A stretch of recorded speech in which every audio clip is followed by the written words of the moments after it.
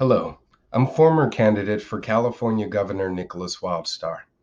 On May 29th, Governor Gavin Newsom addressed the people of California regarding the recent riots throughout the state and said that we have to listen to those crying out and protesting about the murder of George Floyd and to also do something to reform our broken justice system.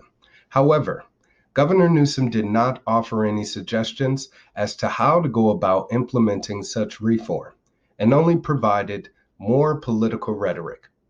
He made no attempt to mention how the expansion of government and lack of accountability has played a large factor in judicial prejudice, which Governor Newsom has done nothing to fix. In fact, Newsom, both as governor and mayor of San Francisco, has only used his position to increase the size of big government. We need to bring this to an end, return to small government, institute reforms both to fix our broken systems of law on the state and federal level, and most importantly, start holding our public servants accountable for their failures. Politicians always say after a tragedy that they are listening, but it was Martin Luther King Jr. that said, "A riot is the language of the unheard."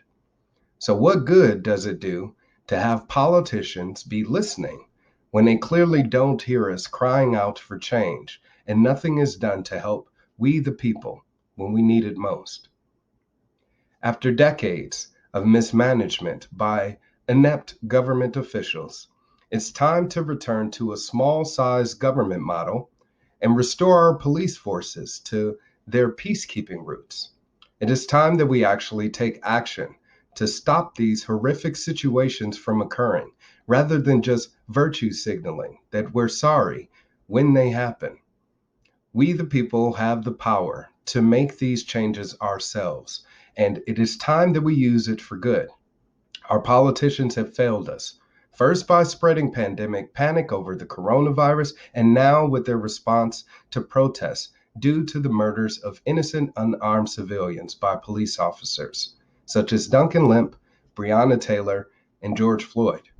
The intensity of this civil unrest is due to decades of government failure to address issues, coupled with the aggressive government reaction when the people have had enough and begin to rebel.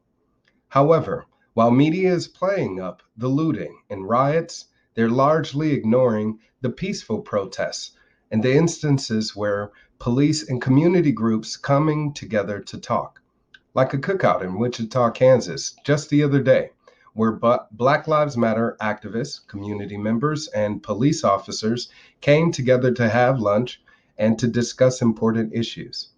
This proves that despite what the media wants us to believe, we can solve our problems with community engagement, civil discussion, and common sense solutions.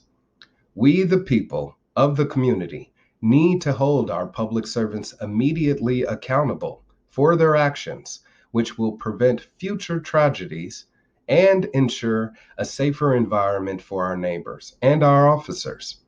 That is what we all need to be fighting for, not fighting each other.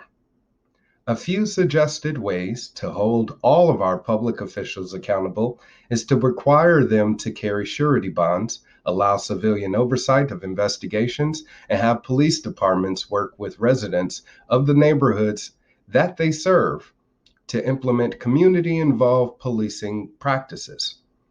Requiring liability insurance policies for officers has a variety of benefits, including giving citizens that are wronged by a public official legal recourse and the opportunity to receive financial compensation.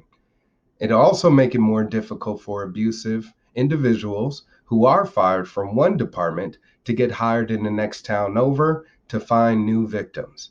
And it would also motivate officers to de-escalate situations and stay up on their training to avoid incidents. It also ensures that taxpayers are not footing the bill for government indiscretions, such as sexual harassment. That burden should fall on those responsible, not on we the people. Allowing civilian oversight ensures that we the people of the community are able to hold our public servants accountable. Maintain dialogue with those representatives as to what the community wants prioritized and ensures independent review so that it isn't government investigating themselves only to find no evidence of wrongdoing. And finally, bringing police departments and citizens together to implement community policing, which will achieve the following things. It will help improve the relationship and trust between officers and the communities that they serve by having them work together. It will help make our neighborhoods much safer, and it will help establish the best practices of how to handle situations and keep them from escalating when police officers aren't able to be on scene immediately. These are common sense ways that we can work together to make California safer, both for our citizens and for officers who take on the difficult job to protect and serve our communities. Returning to a small government, localized government, and restoring our police officers to their peacekeeping and investigatory roots also needs to be a top priority.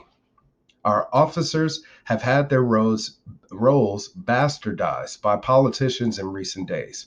Instead of being peacekeepers and investigators, they are forced to waste their time generating revenue through citations and arresting people for victimless crimes, which has overwhelmed our prison systems also. Instead of locking up violent offenders like rapists and killers, our prisons are overrun with nonviolent drug offenders and traffic violators. Meanwhile, those violent and predatory people are often let out early to roam the streets. Enough is enough. We need to move our police away from political schemes of policing for profit and arresting innocent people for victimless crimes so that they can focus on peacekeeping activities, community engagement, and investigating real crimes. They also need to be moved away from state directives and localized so that they are more focused on the neighborhoods they are sworn to protect, rather than enforcing laws handed down to them from up on high that have no sunset clauses. Our police forces need to be able to bring predatory and violent people to justice, not have their time and desire to protect and serve wasted by politicians who greedily want them to bring in more money. These are the steps that need to be taken, and it is long past due that California had true leadership to accomplish what needs to be done.